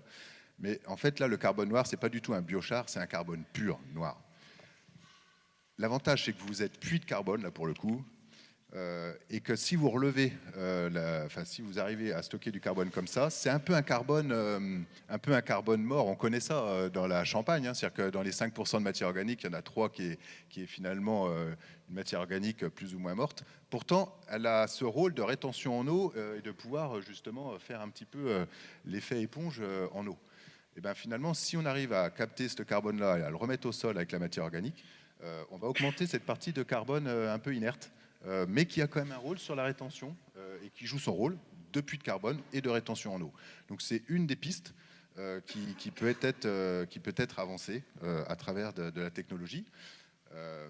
Et en plus, ce carbone noir-là, il peut remplacer des métaux rares, du quartz, etc., qui est utilisé par exemple pour mettre dans les pneus, c'est la dureté des pneus, etc. Et ça vaut aussi de l'argent. Et en fait, moi, ce que je considère, c'est que finalement, le carbone, il a beaucoup de valeur. Sauf que, en fait, si on va jusqu'au bout de la chaîne pour essayer justement d'aller jusqu'à la valorisation de ce carbone-là dans toutes ses externalités, eh ben, on pourra, nous, agriculteurs, étant donné que c'est nous qui sommes le réceptacle de cette photosynthèse, mais en fait, on ne va pas donner notre carbone. Le carbone, il a une valeur monstrueuse. Et donc, nous, l'idée, c'est d'essayer de montrer comment est-ce qu'on boucle des cycles. Et plutôt que de faire peur à tout le monde avec le biogaz, la souveraineté alimentaire, etc., nous, on souhaite plus ou moins voir comment est-ce qu'on peut faire une économie circulaire avec le bouclage des cycles et dire finalement peut-être qu'avec 15% de culture dédiée qu'on met dans un méthaniseur, c'est ce qui nous permet de garantir l'avenir de nos sols et de faire une souveraineté alimentaire neutre en carbone. Parce qu'aujourd'hui, en fait, on oppose les choses, parce qu'on n'a pas cette approche systémique. Et on se dit, mais si tout le monde fait ça, bah évidemment, il va nous manquer de l'alimentaire. Sauf que nous, pour conserver nos sols, quand vous n'avez pas d'élevage, il vous faut une solution. Donc il faut arrêter d'opposer, il faut avoir une approche systémique. Par contre, il faut beaucoup travailler sur c'est quoi les seuils, c'est quoi le taux de matière organique qu'il faut remettre dans les sols, c'est quoi le taux de carbone, quelle plante il faut faire, parce que parfois, voilà, peut-être mieux faire une C4, du coup elle va vous prendre moins de surface, etc., etc. Donc en fait, vous rentrez dans les champs du possible, dans ce qu'on appelle, et c'est ce qui est difficile aujourd'hui, parce qu'aujourd'hui, on aime bien expliquer aux gens, il y a une solution, c'est blanc, c'est noir, il faut que ça tienne sur un format d'1 minute sur YouTube, et pour que tout le monde comprenne. Parce qu'on n'aime pas la complexité. Mais sur ce sujet-là, c'est forcément complexe. Et le problème, c'est que, c'est ce que je vous disais en amont, c'est qu'il n'y a pas d'institut de cette approche systémique et système, enfin, dans cette complexité, et personne ne s'amuse à mesurer finalement quel pourcentage on pourrait mettre, etc., pour assumer le bouclage des cycles, c'est-à-dire le bouclage de l'azote, du carbone, de l'eau, du phosphore, de la potasse, et voir comment est-ce qu'on peut faire pour justement ne plus dilapider tous ces éléments-là et faire en sorte qu'on ait une économie qui soit la plus vertueuse possible dans la durabilité. Donc voilà, c'est un exemple qu'on va tester. Il y en a aussi bien d'autres. Il y a une grande maquette financière, mais c'est tout l'objet de TerraSolis. Merci. Pierre-François, qu'est-ce qu'il faut pour qu'on aille plus vite et plus loin, selon toi ? Alors, juste une petite parenthèse, tu as peut-être trouvé la peinture noire qui va nous permettre de déblanchir nos sols. L'albédo va s'améliorer. Alors, qu'est-ce qu'il faut mettre en place pour accélérer les choses ? Moi, il y avait une case tout à l'heure dans les 9 leviers, là. Tout en bas à droite, il y avait la recherche. Alors, on s'entend bien, moi je suis en bio, je ne veux pas de recherche en OGM, etc. Vous l'aurez deviné. Mais je vais revenir sur l'essai paillage que j'ai fait l'année dernière. Je me suis inspiré d'Autrichiens qui faisaient des pommes de terre sous paillage. Et il paraît que ça marchait vachement bien. Bon. Je me suis retrouvé, l'histoire c'est que je suis producteur de dactyle, semences de dactyle. Le dactyle c'est une grosse herbe fourragère, on n'en veut pas dans notre gazon, c'est vraiment horrible. Mais ça marche bien en bio, et puis j'ai tellement bien bossé, j'ai fait les mêmes rendements qu'en conventionnel. Ils se sont retrouvés avec beaucoup trop de stock, et ils m'ont dit arrête le dactyle s'il te plaît, enfin arrête-le, point. Mais j'avais déjà du dactyle implanté et qui était magnifique, et j'ai jamais trouvé la force de le détruire. Donc j'ai laissé pousser, je me suis retrouvé avec une quantité de biomasse impressionnante au mois de mai. Et je me suis dit, bon, maintenant, il faut en faire quelque chose de ça. On est au mois de mai, le temps presse.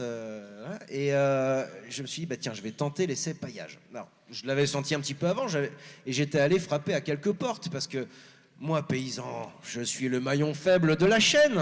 C'est quand même pas à moi de prendre tous les risques, quand même. Si, bon. Parce que, vous savez comment... Alors, donc, je suis allé frapper à quelques portes. Au moins pour que pendant mon essai je dorme tranquille. Si je prends une grosse gamelle, que je sois pas le seul à la payer, cette gamelle, quoi. Je voulais une sorte d'assurance, quoi. Genre, moi, il me faut tant à l'hectare, je vais produire un petit peu, ben, si ça suffit pas, vous mettez la différence. C'est un truc qui n'aurait pas coûté très cher. C'est des montants à 3 ou 4 chiffres. On a dans l'écosystème agricole, alors Marnay, Champenois, Grand Est et France, on a quand même des gens qui sont pas à des chèques à 4 chiffres près, quoi. Et donc, je suis allé frapper à quelques portes. Alors, je vais éviter de les citer pour... voilà. Alors, soit on m'a dit, écoute, on peut pas, on n'a pas l'outil, désolé. Soit on veut pas, tu nous intéresses pas, soit ah bah j'y crois mais pas pour cette année, genre des World Company où il faut que ça remonte et on en est loin. Bref, personne n'a pu m'aider. Par contre, tous ceux à qui je demandais, ils me disaient par contre, est-ce que je peux le suivre ton essai? C'est vachement intéressant, tu m'étonnes, un essai de paillage en grande surface, c'est intéressant. Surtout quand on sait tout ce que peut apporter un paillage, couverture du sol, protection de la vie du sol. Le pire ennemi du sol, c'est le soleil. Il faut le savoir, c'est pas la chérue, c'est pas le glyphosate, c'est le soleil. Vous ombragez votre sol, vous le couvrez, c'est l'agriculture de conservation, c'est les couverts permanents, etc. C'est génial. Donc là, on couvre le sol, on nourrit la vie du sol, on la protège et on garde l'humidité. Tout ce qu'un n'importe quel jardinier fait chez lui, quoi. Bon, sur des grandes surfaces, fallait voir la faisabilité, etc. Mais aujourd'hui, on est surmécanisé, on a des prestataires qui disent jamais non, etc. On l'a fait, quoi. Et ils avaient trouvé un zigoto qui était prêt à le faire. Ils voulaient tous alors planter des sondes tensiométriques pour voir un peu ce que ça retenait comme humidité, suivre le stade, c'était pour un soja, suivre les stades du soja, etc. Mais attendez les mecs, qu'est-ce que vous me proposez? Rien. Mais vous saurez même pas où est la parcelle. Sauf que je suis à Châlons, à 2 km du complexe agricole, donc ils étaient tous à vol d'oiseau, ils pouvaient presque voir le champ, mais ils n'ont jamais su où c'était. Ah ouais, mais d'habitude, comment ça se passe? Les agriculteurs, ils font des essais, puis après ils mettent en commun, et puis donc ils prennent tout le risque pour eux. Et donc ma question, elle est là, quoi. Qui doit prendre les risques en agriculture? Le paysan, regardez, les fermes disparaissent, la question du revenu, elle se pose pour tout le monde, qu'on soit conventionnel, qu'on soit bio. On n'est plus une profession de riches. Et c'est encore à nous de faire les investissements pour sauver la planète. Quand on parle de climat, quand on parle de qualité de l'eau, etc., ça dépasse le simple paysan, quoi. Donc qui doit prendre les risques? Qui doit financer la prise de risque? Qui doit financer la recherche? Alors le pompon, ça a été, là, tout s'est éclairé. J'ai frappé à la porte d'un institut technique. Je leur ai fait un dossier de 8 pages en leur expliquant tout ce que je voulais faire, etc. Ils m'ont appelé, c'est génial ce que vous voulez faire. Mais je vais vous expliquer comment ça se passe, la vie. Soit vous êtes en haut, vous avez un budget et une envie de recherche et votre projet de recherche se fait puisque vous avez amené le budget, soit vous êtes en bas, vous avez des idées, vous n'avez pas de budget, ça ne se fera pas. Et là, j'ai compris comment on emmenait toute une profession dans la direction voulue par ceux qui avaient déjà le pognon. Ok ? C'était tellement évident que je n'y avais pas pensé, mais voilà, tout c'est clair, quoi. Donc je pense qu'il faut organiser, orchestrer la recherche. Tu as raison, il faut qu'on soit d'accord sur les directions. Aujourd'hui, je crois qu'il faudrait un grand débat. Grand débat sur qu'est-ce que la France attend de son agriculture, qu'est-ce que les agriculteurs attendent de leur société, et qu'on marche tous dans la même direction. Quand, à la sortie de la Seconde Guerre mondiale, la profession agricole s'est lancée dans une aventure qui a été couronnée de succès, et ça reste quand même un beau souvenir. Et tout le monde allait dans le même sens, la recherche, la finance, la politique, les paysans, tout le monde, les machinistes. Aujourd'hui, dans quel sens il faut aller? Qui sait? Les conventionnels, ils sont nous on a de moins en moins de produits phyto, on n'a pas de prix, les bio, on a de moins en moins d'aide. Plus personne aujourd'hui n'est sûr d'avoir choisi le bon camp, quoi. Donc il va falloir qu'on réfléchisse, il va falloir le faire. Alors, il y a beaucoup de monde qui n'a pas intérêt à ce que ça se fasse, à ce qu'on change les choses. Est-ce que ce grand débat aura lieu? J'en sais rien. Mais enfin, il faut quand même qu'on se mette tous d'accord. Puis alors, comme disait l'autre, la guerre est une chose trop sérieuse pour qu'on la laisse aux militaires. L'agriculture est une chose trop sérieuse pour qu'on la laisse aux seuls paysans. La société doit s'emparer, elle aussi, du débat. Et la recherche, la prise de risque, qui doit financer tout ça? Moi, quand je pense à mon essai paillage, c'est quand même un sacré levier que j'ai tenté contre la sécheresse. La sécheresse, ça coûte aux paysans qui produisent moins et ça coûte aux assureurs climatiques. J'ai été un assureur climatique dans une autre vie. Ils n'ont jamais gagné d'argent sur ces trucs-là. Il y a pas quelqu'un de Groupama là ou de Pacifica dans la salle qui peut venir et dire oui, j'ai des chèques à 4 chiffres que je peux faire à des paysans qui peuvent me trouver des solutions contre ce qui nous coûte des millions à côté, quoi. Est-ce qu'on ne peut pas réunir tout ce monde-là? L'aval, tous ceux qui nous vendent plein de choses et qui ont intérêt à ce qu'on ne crève pas tout de suite. Tout l'amont, pardon, ça c'était l'amont. L'aval, tous ceux les transformateurs, les collecteurs, les exportateurs, nos vrais patrons, c'est eux. Oui, on va avoir besoin de produire. Et puis, les assureurs, les banquiers, etc. Est-ce qu'on ne peut pas mettre tout ce monde là autour de la table et dire, voilà, on a des axes de recherche, on met les moyens, et toi, paysan, dors tranquille, fais ton essai, tu risques rien. Tout un programme.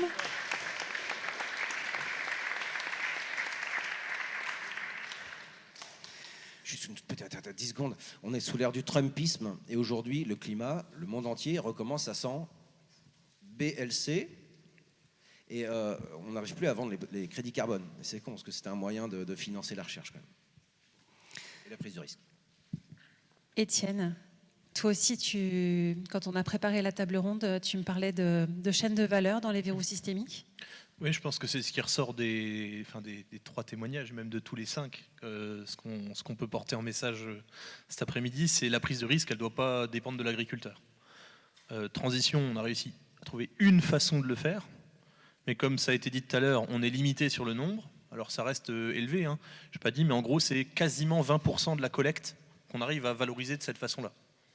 Mais c'est que 20%, si on le voit de verre à moitié vide. Et comme ça a été dit, pour le moment, on n'arrive pas à le faire en bio. Pourtant, il y a des agriculteurs bio aussi qui seraient intéressés par transition. Pourquoi on n'arrive pas à le faire? Parce qu'en fait, la chaîne de valeur, les deux ne communiquent pas. Il y a la chaîne de valeur bio où ils arrivent à mettre un peu plus d'argent pour le bio, puis il y a la chaîne de valeur de ceux qui arrivent à mettre un peu plus d'argent pour une agriculture régénérative qui est encore dans l'usage de phyto, encore dans l'usage d'engrais de synthèse, mais qui essaie de réduire différents impacts, etc. Mais par contre, le cumul des deux, impossible aujourd'hui. Et pourtant, comme ça a été évoqué tout à l'heure, c'est quelques centimes sur les produits finis. Hein. Au Shift, on dit que le prix de la matière au niveau global, c'est 7%. Et tout le reste, c'est du marketing, c'est des locaux, c'est des gens, c'est la caissière. Ce serait même beau si c'était 16% 7. Dans 7. Mais 7, ça, enfin, qu'on soit peut-être clair, pas hein, pour les en céréales, céréales, c'est même pas le cas. Oui. Sur d'autres produits, ça peut l'être. Donc voilà, c'est dans la moyenne. Mais c'est vrai que dans les céréales, bon, on n'est pas à 7%. Dans la baguette de pain, il n'y a pas 7% de prix du blé, malheureusement. Mais de ce côté-là, voilà, chaîne de valeur, on l'a bien compris, donc je ne vais pas paraphraser ce qui a déjà été très bien expliqué auparavant, je vais donner un autre exemple dans la chaîne de valeur. On l'a dit, ce qui fait des émissions de gaz à effet de serre en grande culture, c'est l'azote. On n'est même pas revenu là-dessus, mais pourquoi? Parce que le N2O, le protoxyde d'azote, un des gaz qui est libéré dans l'atmosphère quand on épand de l'azote au champ, c'est un gaz qui a un pouvoir de réchauffement qui est à peu près, alors les chiffres exacts qui ont été revalidés, c'est 265 fois supérieur que le CO2.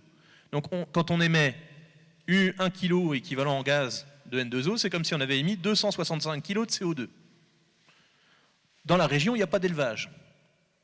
Donc la grande majorité des émissions de gaz à effet de serre de l'agriculture locale, c'est du N2O, du protoxyde d'azote. Aujourd'hui, il y a 2 façons de faire pour émettre moins avec cet azote. Retenez, on va faire pour la forme, on va couper la poire en deux, même si la réalité n'est pas là. 50% des émissions de gaz à effet de serre, elles sont au champ. Donc c'est ce protoxyde d'azote. Comment on peut faire pour l'optimiser aujourd'hui? Pour réduire? Réduire la volatilisation, des choses comme ça. Il existe des procédés qui sont plus ou moins reconnus, et c'est surtout ça aussi le problème, c'est que parfois il y a des choses, on arrive à démontrer qu'elles fonctionnent, mais elles ne sont pas intégrées dans les méthodes labellisées françaises qui sont reconnues. Donc en fait, on a beau le faire, on sait que c'est bien, ça coûte, ça rapporte rien. Le client, il ne met pas 1 euro de plus pour ces pratiques-là. Donc, en fait, l'agriculteur, encore une fois, il ne va pas juste financer, lui, quelque chose qui est décarboné, juste... ça pourrait être bien de le faire de façon charitable. Mais comme ça a été bien dit, les agriculteurs ne sont pas riches, ils ne peuvent pas se permettre de prendre ces risques. Un autre aspect, c'est toutes les émissions quand on produit de l'engrais. Et ça, c'est ce qu'on appelle les émissions à la production. C'est à peu près l'autre 50%. Aujourd'hui, pourquoi produire de l'engrais, ça coûte cher? Parce qu'il faut énormément d'énergie. Et cette énergie, c'est pour ça qu'on vous parle des Russes, du gaz russe depuis le départ, c'est que pour avoir beaucoup d'énergie, ce qui fonctionne le mieux aujourd'hui, c'est de brûler du gaz. Il existe aujourd'hui des process qui n'utilisent pas de gaz pour fabriquer de l'engrais azoté. Pourquoi on ne va pas vers ça? Tout simplement une question de prix. On peut décarboner à la production d'à peu près 70% en changeant la forme de l'énergie initiale. Plutôt que de prendre du gaz, on va prendre du photovoltaïque, de l'éolien ou de l'hydrologie, qu'importe.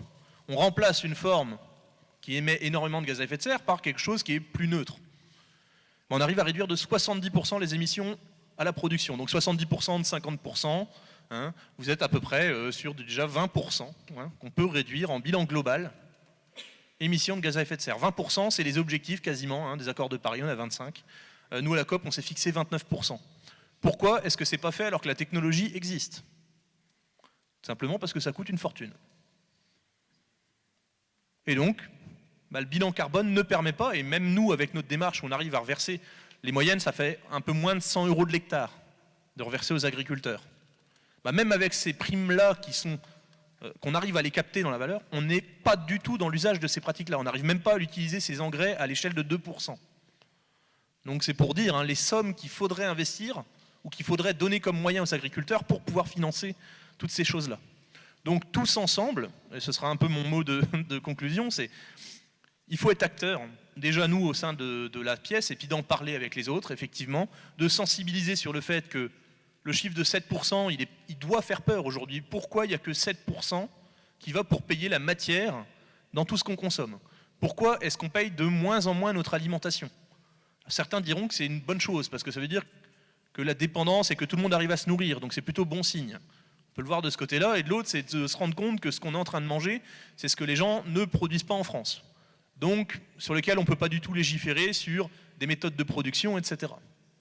Donc tous ensemble, soyons acteurs et encourageons les démarches pour payer des services écosystémiques, finalement, qui soient à l'échelle du climat moyen-long terme, comme on l'a dit, parce qu'à l'échelle de la planète, 2100, c'est demain, ou même très court terme, sur des actions biodiversité très concrètes qu'on peut avoir avec des impacts en quelques années seulement, replanter. Alors, les haies, ça prend un peu de temps, mais des bouchons champenois, il y en a qui pratiquent dans la salle, des bandes enherbées, des bandes fleuries, ça peut déjà avoir des impacts court terme. Donc commençons à mettre en place des choses long terme, mais n'oublions pas le court terme non plus. Merci Étienne. Serge, on va conclure sur cette partie. Oui, vous pouvez l'applaudir avec entrain. Merci. Ma question, elle était au niveau national. Est-ce que toi, tu vois d'autres verrous? Comment tu peux... Déjà, avant de répondre à la question, c'est toujours aussi passionnant de vous entendre, messieurs. Donc, tu vas rester là. Non, il ne fait pas assez beau, je suis désolé. Je vais retourner à Montpellier demain. Pour revenir à Paris, demain aussi, je fais l'aller-retour pour chercher les enfants. Les 3 enfants que je dois garder une semaine avec le salon de l'agriculture. Mais je les aime bien. Alors, du coup, non, je rigole avec ça. Alors, je vais prendre un exemple.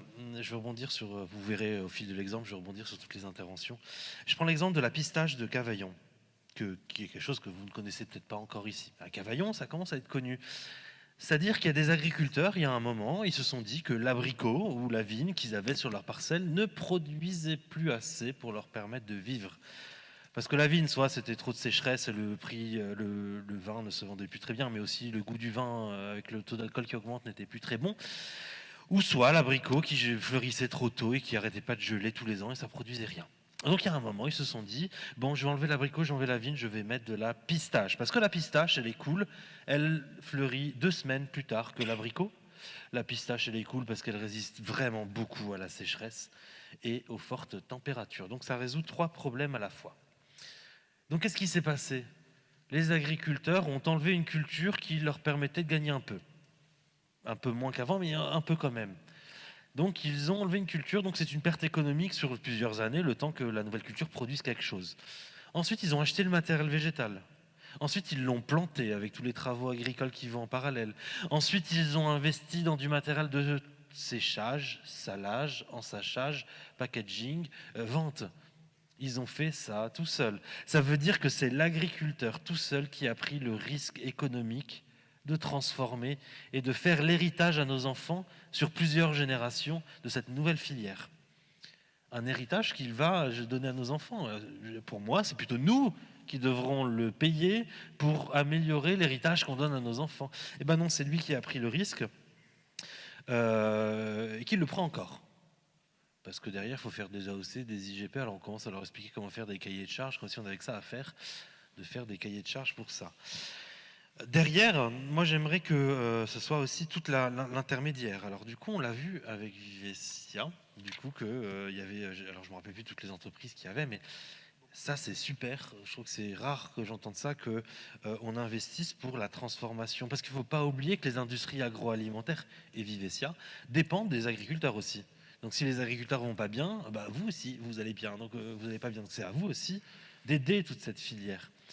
Et c'est là où je vais répondre à la question, qu'est-ce qu'il faut faire bouger au niveau national pour augmenter l'impact? Bah, les politiques. Il faut, quand je dis bouger, c'est les changer en fait. C'est pas les bouger, les secouer. C'est les changer. Parce qu'en fait, il n'y a pas d'objectif clair de qu'est-ce qu'on veut sur nos territoires dans l'avenir. On n'a aucun objectif. Personne n'a d'objectif. Il y en a qui font de la cacahuète par-ci, des kakis par-là, des agrumes par-ci. Il n'y a aucune cartographie nationale de qu'est-ce que ressemblerait la souveraineté alimentaire de la France et sa disparité en fait, de qui peut faire quoi, sans non plus faire des monocultures bien sûr, mais qui peut faire quoi au niveau français, et encore pire au niveau européen, parce que du coup le changement climatique ne concerne pas que la France, ça concerne que l'Europe. Et il y a un moment, nous Français, on aura aussi la responsabilité de nourrir l'Espagne, le Maroc, l'Algérie, l'Italie, la Grèce, le Liban, tous ces pays-là qui ne pourront plus produire au niveau de leurs parcelles. Sinon, qu'est-ce qui va se passer? Bah, c'est eux qui vont remonter chez nous. Donc on a tout intérêt à réfléchir à une solidarité, je terminerai par ce mot, entre les acteurs de la filière et entre les pays pour pouvoir faire face au changement climatique. Donc qu'est-ce qu'il faut changer? Avoir un objectif et changer de politique. Voilà, merci. Merci Serge.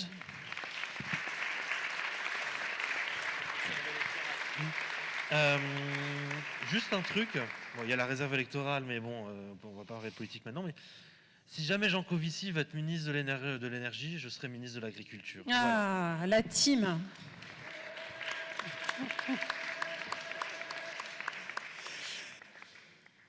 Gouverner, c'est prévoir.